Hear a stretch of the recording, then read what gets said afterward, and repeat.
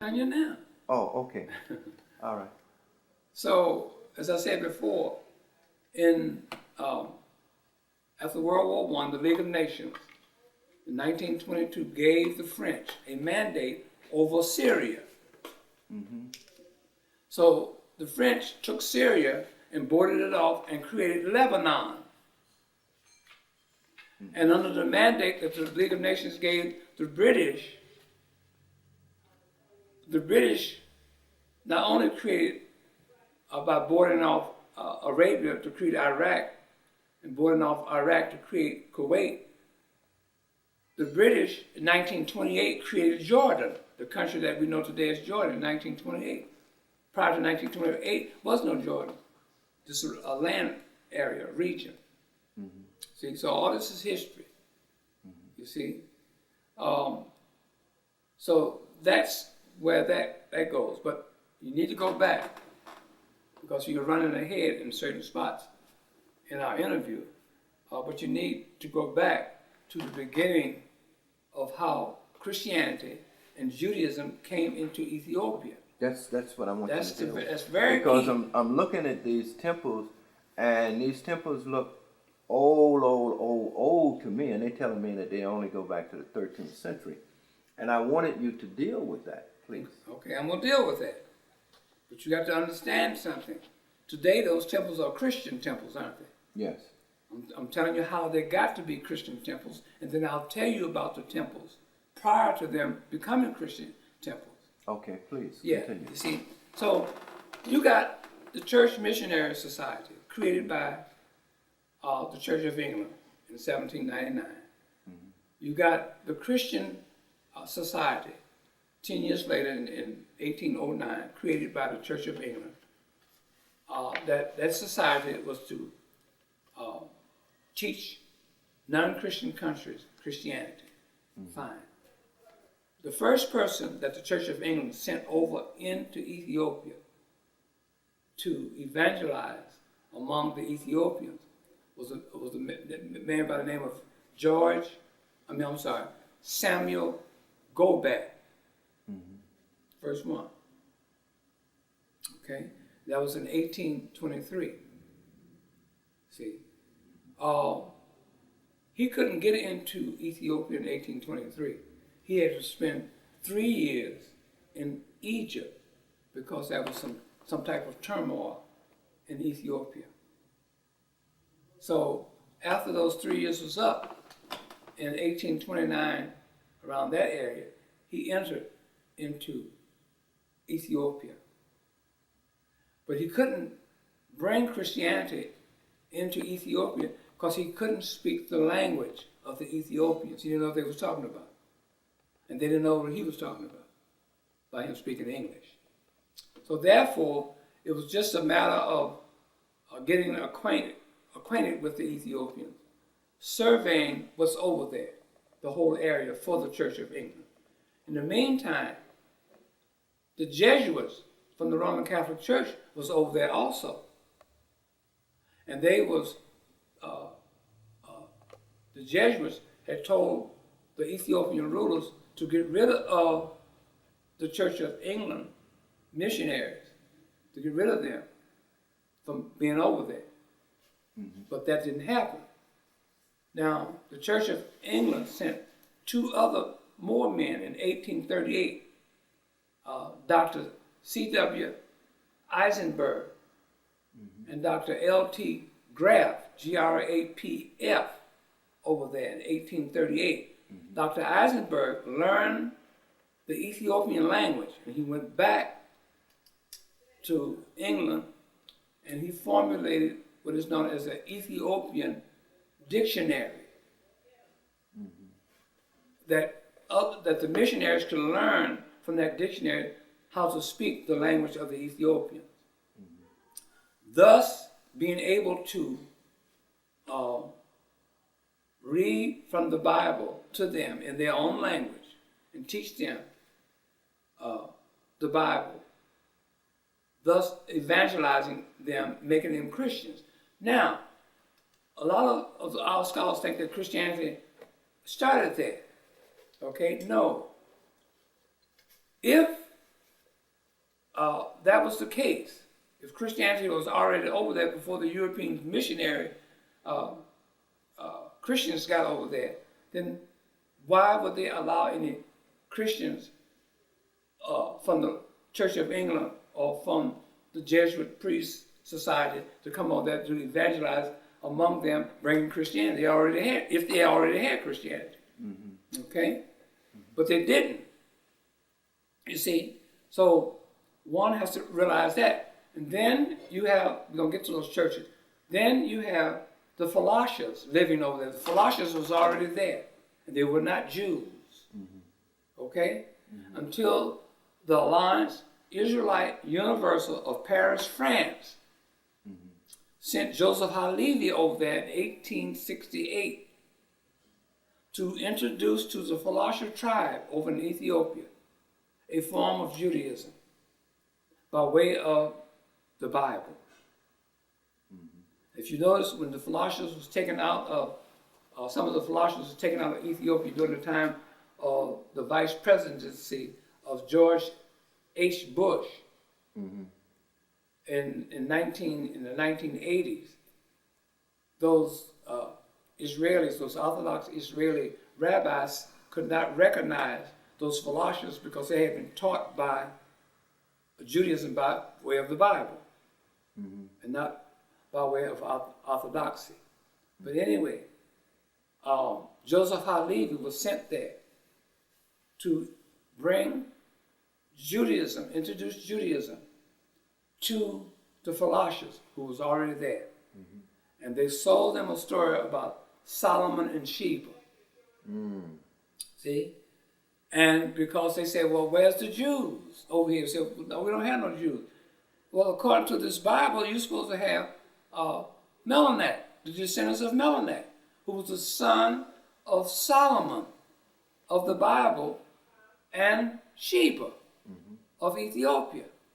You see? So that's how they sold that to them, without me elaborating on it, because that goes into another history.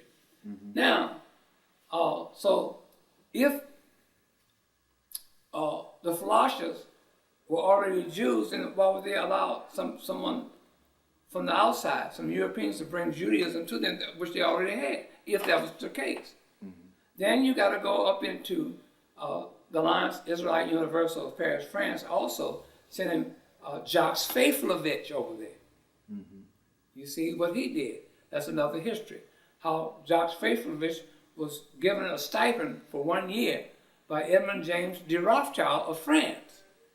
You see, because the Alliance Israelite Universal of Paris, France, was already in France. See, so that goes into another history. But anyway, let's get to those Rock-hewn churches.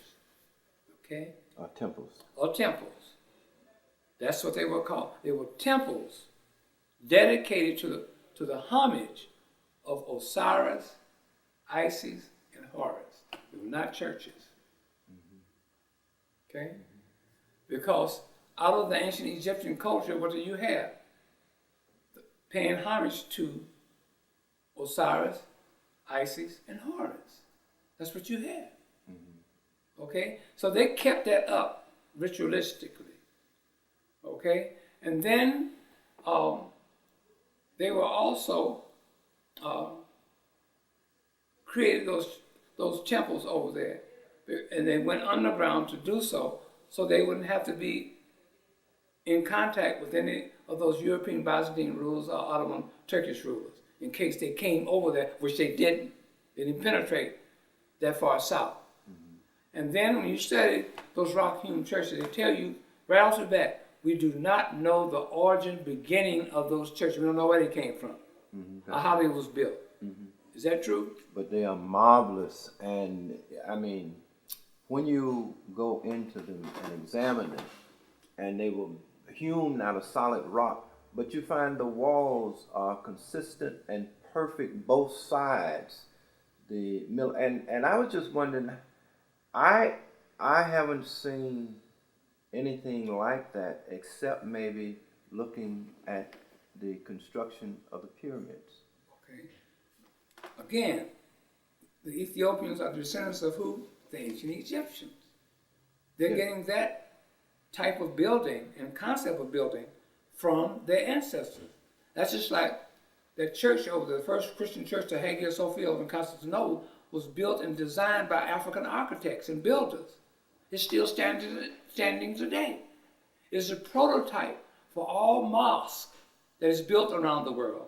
It's a prototype for all the Capitol buildings that are built around the world, so those domes and things like that. You see?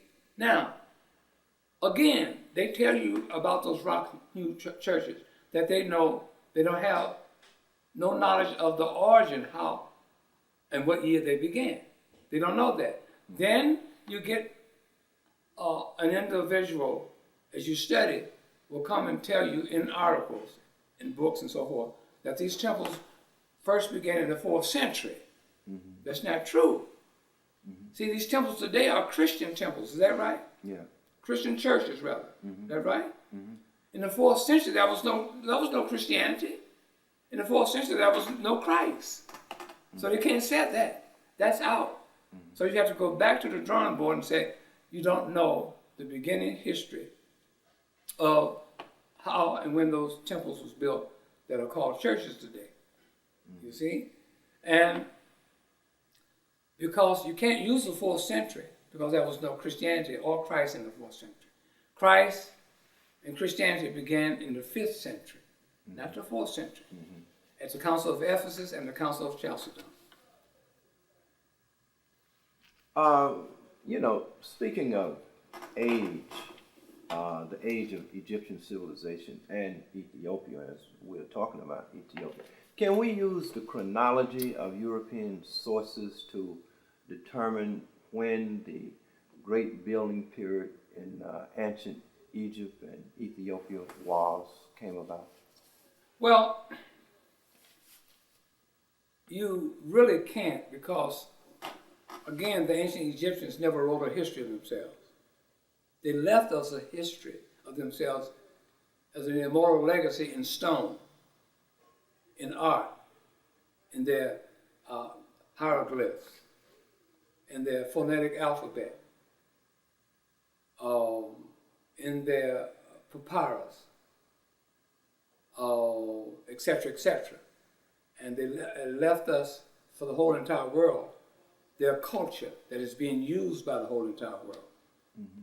by all races of people. So you really can't do that. But see, the Europeans, wanting to control the history and the culture of the ancient Egyptians, mm-hmm. in their institutions, they created a chronology for our ancestors, the ancient Egyptians, mm-hmm.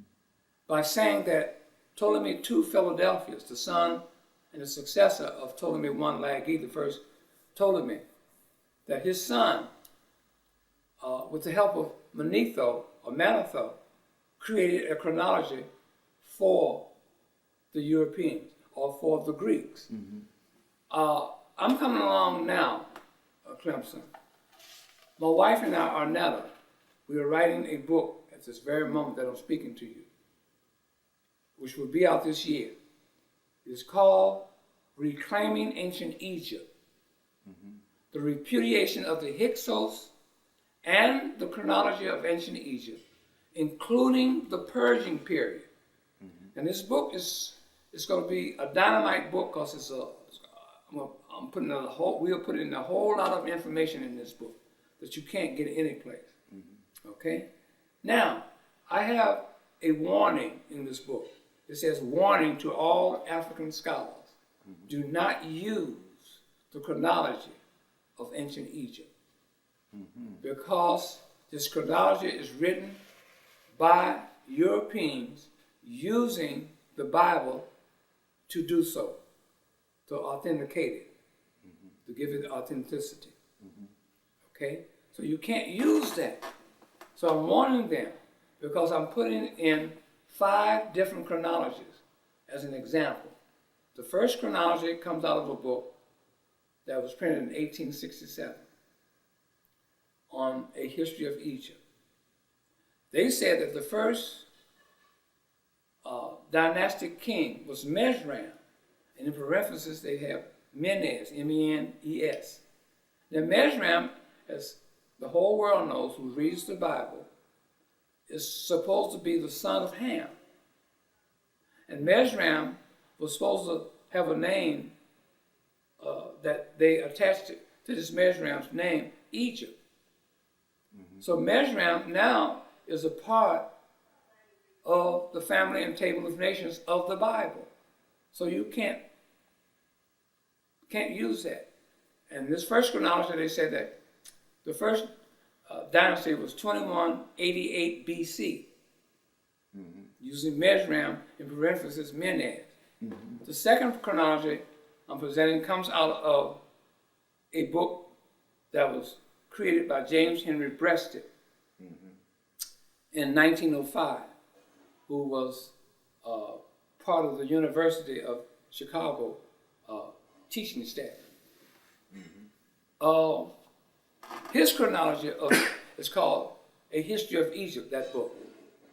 And his chronology, he starts it at 3400 BC, which is a 1212-year difference from the first one. You see? And he is saying that the first dynastic king was Menez. Okay? And the third chronology I'm presenting in this book that's coming out this year is from a book called Kingship and the Gods by Henry Frankfort. In this book, Henry Frankfort is saying that the first dynastic dynasty and king was Narmer Menez, added Narmer Menez, or Narmer to the name of Menez. And he is saying that the first dynasty of ancient Egypt was 3100 BC. All these different conflictions there. And then you go into my fourth chronology that I'm presenting. Comes straight out of the Bible. They said that the first dynasty was 2717. That was the first dynasty of ancient Egypt. And then the fifth one is a dynamite, because it comes out of a book that was written by George Rawlinson in 1876. And my very good friend, who I went to high school with, and was a musician with him on the scene in Chicago. He's a book buff. His name is Jimmy Ellis, fine saxophonist. And he called me up just this year. And he says, Walter, I got 3 rare books I want to give you. He said, they're better in your possession, where you can extract whatever information you can out of these books, because you're writing books, and then you can give it to our African community and into the world. He said, I'd rather have, for you to have these books, than for these books to sit on my shelf to collect dust. And then one of these books he gave me was called A History of Ancient Egypt by George Rawlinson. And he wrote that in 1876. And he destroys all of the chronologies that are out there today. So that's going to be in my book. I want people to look for that book and look for this information. They can read it for themselves, and they'll open up their minds, and they'll begin to progress into the development of themselves as human beings. Because every human has a right to grow. And we in the African community is no exception. We need to grow. Okay? It's going to be, you're going to have growing pains. You're going to find out things that you've been holding on for years is not true. Don't get mad at me. I didn't introduce you. I didn't tell you to believe that way. See, like people get mad at me because they say I'm taking their Jesus away. No, because I say there's no Jesus Christ. They get mad at me because I'm saying there's no Prophet Muhammad. They get mad at me because they say there's no Abraham, Isaac, Jacob, but Moses, and they want to be black Hebrew Israelites and so forth and so on. I did not tell you to be a Christian. So I have no right to come into your life to tell you not to be a Christian. I didn't tell you to be one. That's your choice. Or you were introduced to this religion at a very innocent early age in your life. I didn't do that to you. go back to the person and be mad at them. Mm-hmm. But I have no right to tell you not to be a Christian. You have a right to be a Christian if that's what you want to be. Mm-hmm. I have a right to bring information out into the world and into the African community that says the contrary of that. In other words, I can have a right to say and bring proof now. Mm-hmm. Because every one of my books I've written does not contain any biblical references. It's all based off of human history as a discipline. And I have a $5,000 award to give to anybody of any race, creed, or color by name, including the Pope, that can repudiate me and history. When history and myself is saying that there's never been a man that ever walked the earth in human form of any race, creed, or color by the name of Jesus Christ. Repudiate that. I'll give you $5,000, but you have to use the discipline of history. You can't use biblical references. You can't use what you believe and what you have faith in. You can't use your emotions to try to make what you believe and what you have faith in right. No. Use the discipline of history and write it up like I did. Mm-hmm. The same thing with Islam. The same thing with Judaism. I have a $5,000 award. Now, if you can't do it, if you know someone that can do it, I'll give you a $2,000 award as a finder's fee. Mm-hmm. Walter, I'm not going to hold you much longer. I won't ask you too many more questions, but there are a few that I wanted to get into. One of the questions, we're talking about the chronology of ancient Egypt. How old, in your research, would you say ancient Egypt, the ancient Egyptian civilization is? How far back does it go? I mentioned that earlier. It's 10,000 BC. 10,000 BC. BC, yeah. See, people have, when you study history as a discipline, we're talking about human history. You have to, in any subject that you study, you have to go and find the origin of that study or that subject. Mm-hmm. And when you go back and study humanity as a history, a discipline, you have to go back or you should go back and want to find the oldest civilization or the first and oldest civilization ever existing on planet Earth. And that civilization you will find will be the ancient Egyptians, starting 10,000 BC. Mm-hmm. Okay? That's the world's oldest civilized people or civilization that ever existed on planet Earth. Okay? Why? Because what causes me to say that? When you go and look for the world's first and oldest civilization, you got to also look for proof of that is that you have to also look for a people living anywhere on earth that had the world's first form of writing. Whoever had the world's first form of writing is the oldest people. Mm-hmm. And there's no prior older civilization than the ancient Egyptians because they were the only literate people on planet Earth. Mm-hmm. They had the world's first form of writing, the hieroglyphics, the Meta-Neutral hieroglyphics, the hieratic, cursive, phonetic alphabet, etc., etc. And they created the world's first form of writing by way of creating the first alphabet. And the alphabet can only be created one time. Then, after that, you need to find out the second oldest civilization, which is coming out of India, which started in the Indus Valley, 2500, not to exceed 3000 BC. See? Then you look for the third oldest civilization, which is China. You see? Starting with 1500, not to exceed 2000 BC. See? That's the third oldest civilization. And then you look and go into Europe. The Europeans tell you they don't know a beginning history for themselves. They can't tell you a beginning history for them. They say that their history started with the Iliad and the Odyssey with Homer. But see, I have destroyed Homer because in order to have a history, you have to have a writing system. Greeks had no writing system, see, to document anything. You see? You see, so when history, when a person studies history, history is broken up into races. The black race, as they call it, which is the African race. That's the ancient Egyptians, like I just mentioned. The brown race, which is the people of India, like I just mentioned. The yellow race.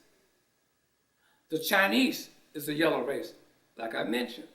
Then you get to the white race, and that's where it stopped. They don't know any beginning history for them. They'll tell you that right off the bat. You see? But now, when you get up to the second Renaissance era of Europe, the first Renaissance era was in 1500, which is the age of arts and crafts, the age of building. Second Renaissance, 100 years later, is called the age of learning. In the age of learning, they began to build learning institutions. You see? But the first learning institution in Europe came about during the time of the last years of the Hagia Sophia, because that was the world's first, not only the world's first Christian church, it was the world's first institution of learning for the Europeans. That was in Africa. And it was the African scholars who were their teachers.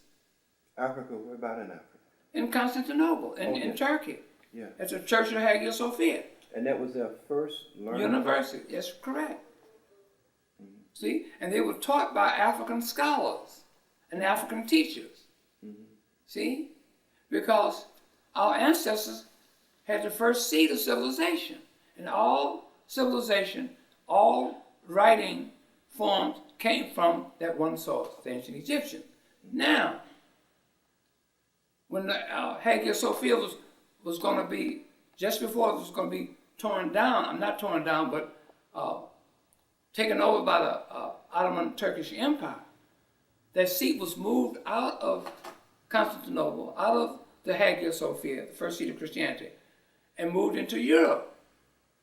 You see, that happened when John VIII in 1439 went to Florence and Ferrara and relinquished his authority over the Church of Hagia Sophia, world's first Christian church, and the first seat of Christianity, which was in Constantinople, Turkey, to be the seat to be transferred to Europe. And that's when Eugenius IV and Nicholas V began to build the Vatican over the catacombs, like I mentioned before. See? And they beginning to build St. Peter's Church in 1445 over those catacombs. Now, so where did the learning center go? Because the Hagia Sophia was the learning center for Europeans, so where did the learning center go in Europe? Because it was imminent that the Ottoman Turks under Muhammad II, who penetrated the double-walled city of Constantinople in 1453 by using a cannon to blow a hole in the side of the walls of the Hagia Sophia and enter Constantinople to seize the Hagia Sophia. And they made the Hagia Sophia the prototype for all future mosques to be built. Okay? It was Mohammedanism. There was no Islam then, but it was Mohammedanism then. My book, The Historical Origin of Islam, tells you about Mohammedanism and when Islam first came in. Islam is a religion based upon a book called the Quran. And the Quran began to be created in 1870 in Syria by a group of Jewish scholars, Christian scholars, and Arabs who collaborated on the creation of that Quran. And it took them 49 years before it was accepted by the Arab world in 1919 in Cairo, Egypt. Okay, that's Islam began in 1919. And the first meeting in Islam's history took place in 1926, okay, in what the area that we call in the Hijaz, in Mecca. Okay, that's in my book, The Historical Origin of Islam. So one should get that and read that. But let's get back to what happened to that university that was in the Hagia Sophia. Now, it was being transferred. The seat of Christianity was being transferred to Europe, right? So what happened to that university? It went into Florence, Italy. You see, under the title of Curia, C-U-R-I-A. A curia is nothing but a college. That's all it is. And the teacher in Florence, Italy, was an African by the name of Manuel Chrysoloras. That was his name, Manuel Chrysoloras. Manuel, the golden teacher, the golden mouth teacher. That's what Chrysoloras means. So he was their teacher there in those curias. Two of his pupils became connected with the Roman Catholic Church. One, Poggio Bracciolini, was one of them, and Leonardo Bruni was another one. Those are two of his two students, and they became when the Vatican was beginning to be built in 1445. They became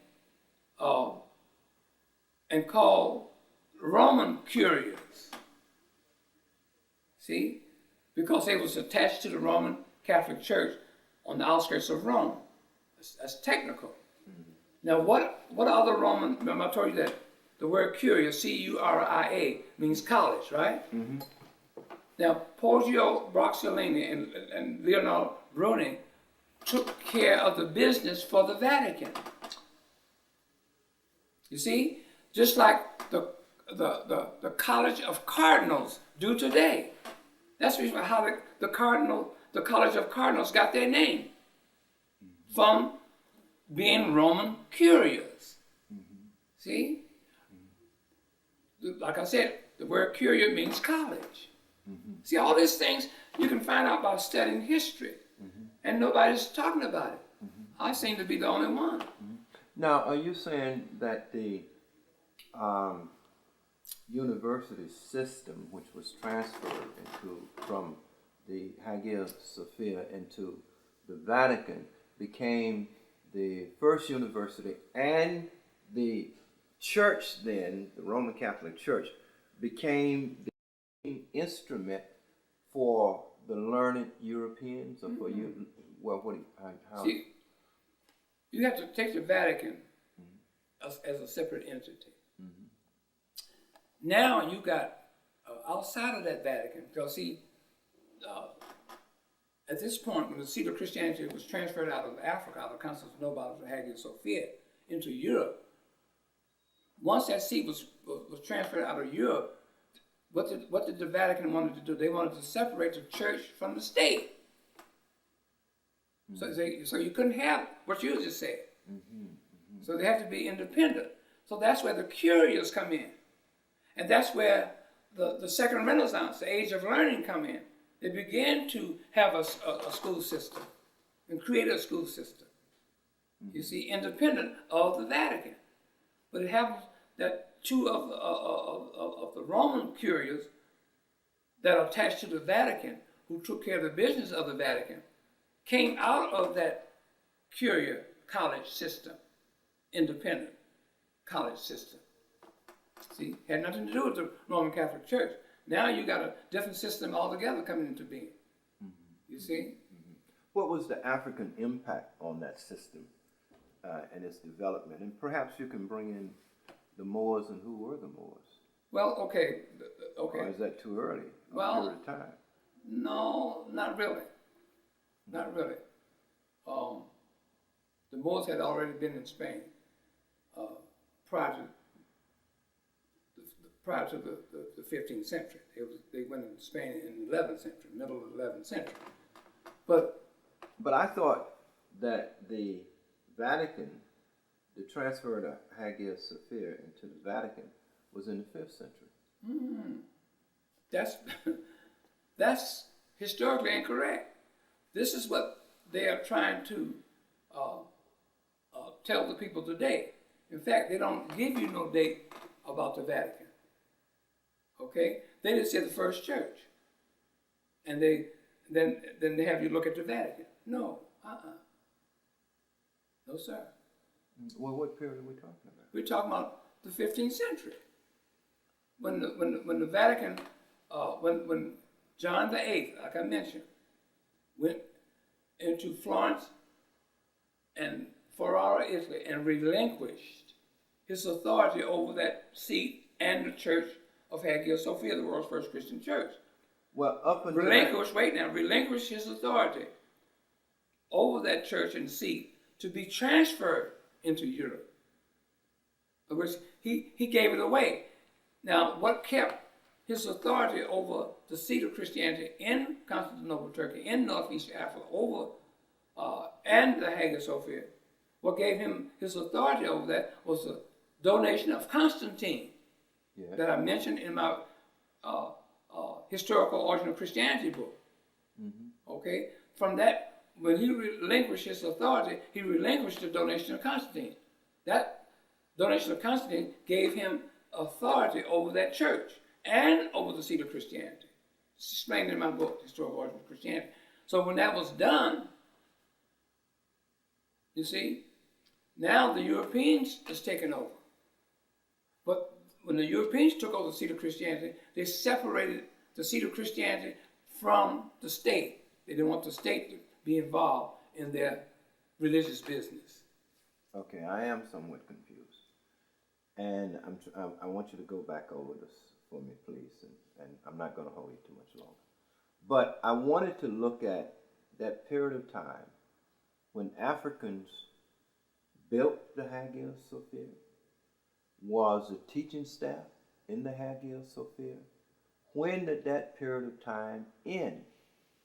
When they were no longer the teachers and overseers. Okay.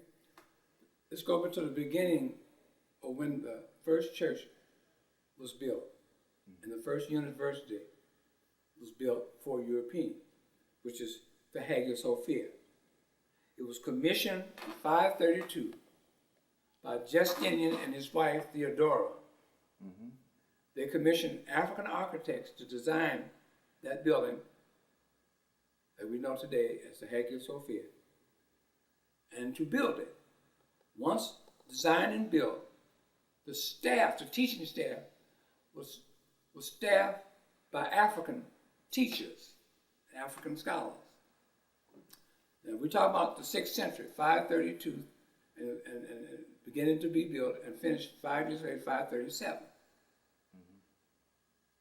Mm-hmm. Let's go back now from the 6th century all the way up until the 15th century, that existed.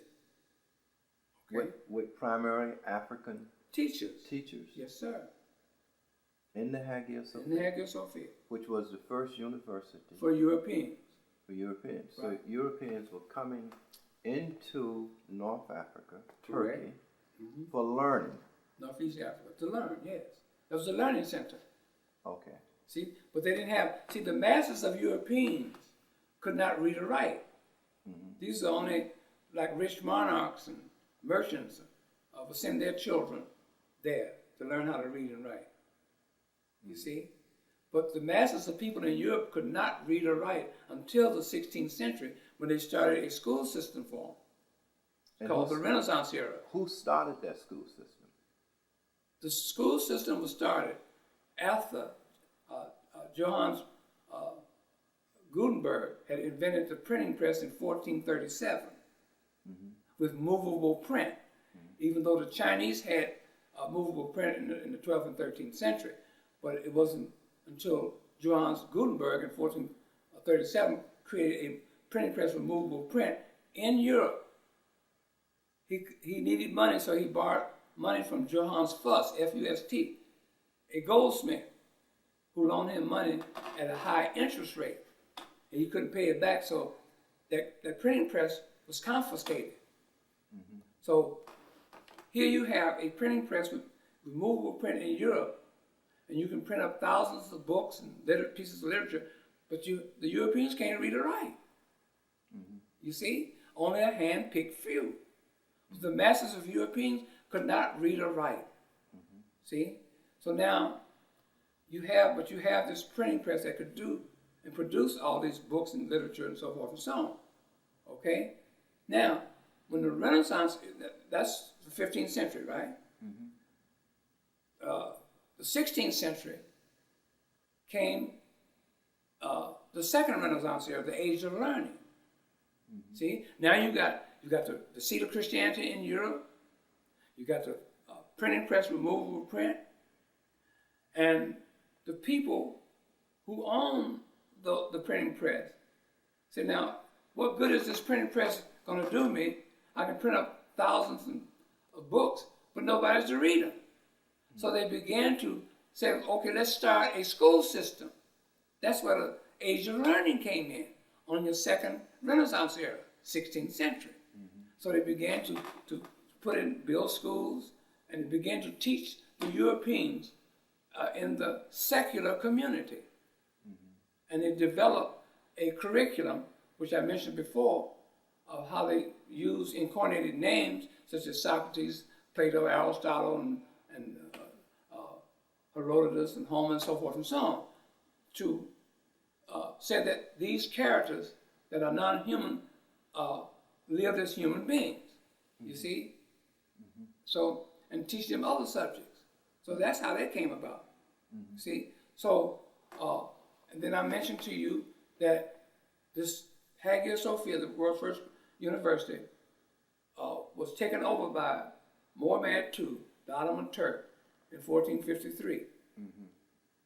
And the Europeans, before he penetrated the double-walled city of Constantinople, they were taking manuscripts out of that Hagia Sophia by boatloads, taking them back to Europe, mm-hmm. taking them to those curias over there. Mm-hmm. The curia, like I said, C-U-R-I-A, means college. Mm-hmm.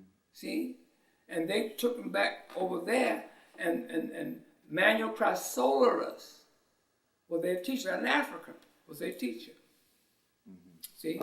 And they began to learn one by one until the school system got up, and then they began to build all the schools and things all over Europe.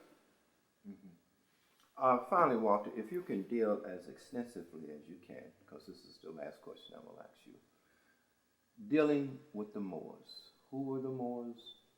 At what time did they first go into Europe? And what was the impact of the Moors in Europe? Okay. The Moors are Africans. In some literature, they're known as the Black Moors. I don't want the listener to be confused about the Saracen Moors. There's never been any Saracen Moors. Those are Europeans that are created by using incarnated names, like I mentioned before. Okay? The reason why I'm saying there's never been a Saracen Moor is that they said a Saracen Moor entered Spain and brought a civilization to Spain. And they also introduced Islam to and in Spain. Historically incorrect. Mm-hmm. Islam as a religion did not come about until the Quran was accepted by the Arab world in 1919 in Cairo, Egypt, after being formulated beginning in 1870 in Syria by Jewish scholars and writers, and Christian scholars and writers, and Arab scholars.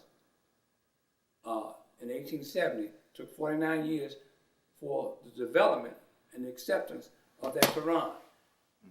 In 1919 in Cairo, Egypt. And Islam is a religion based upon a book called the Quran, without the book called the Quran, you have no Islam, okay? But prior to 1919, you did have Mohammedanism. Now, so that's the reason why I said there was no Saracen. They used this word Saracen, or Saracen, Moors, to diminish the greatness of the Moors, of the real African Moors, who went into Spain in 1051. They went into Spain in 1051 to bring and build the second civilization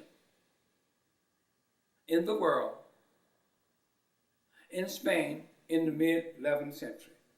They are called the real Moors, okay? They went in there in 1051, okay? Not no Saracen Moors, so don't get confused. You see something that says Saracen Moors or Saracen Moors, throw it out. And I mentioned it in my book, The Historical Origin of Islam, about the Saracen Moors, about 2 or 3 places in there. So the real Moors are the African Moors. And what they did, they brought a high civilization to pagan, heathen, uncivilized Spain in the 11th century, mid-11th century. Okay? And they used for decoration purpose, decorative purpose, they used and decorated some of their buildings with what is known as the Arabic script. You'll see that script that is known today as the Arabic script. They use that for decoration as well as for writing, because that's a derivative of the ancient Egyptian hieratic demotic script. If you get my book, or both books, I have an alphabet chart in each book. And to the very extreme left, in the first column, you got the hieroglyphic pictorial symbols, which have never been deciphered. And then you got the hieratic demotic script, the second and the third. And you see how those scripts are being drawn to create what is known as the Arabic script. They used that and brought that into Spain for decorative purposes and writing purposes. And they were run out of Spain by Ferdinand and Isabella, and for racial and religious reasons, because Spain now in the 15th century, they began to run out of there. They embraced Catholicism by way of the Roman Catholic Church. The Moors? No, I said the Spaniards. Okay. And they wanted to get rid of the Moors out of there for racial and religious reasons, because those Moors over there was practicing Mohammedanism, didn't practice no Islam, because Islam was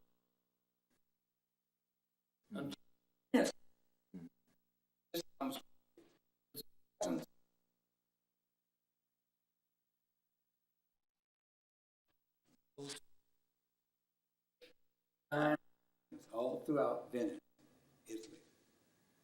And any type of, the Moors was nothing but a descendant of the ancient Egyptians. That's all they are and were. You see, descendant of the ancient Egyptian.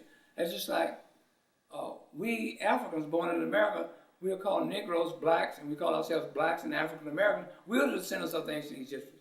But at a certain history, we became Negroes. At a certain time in history,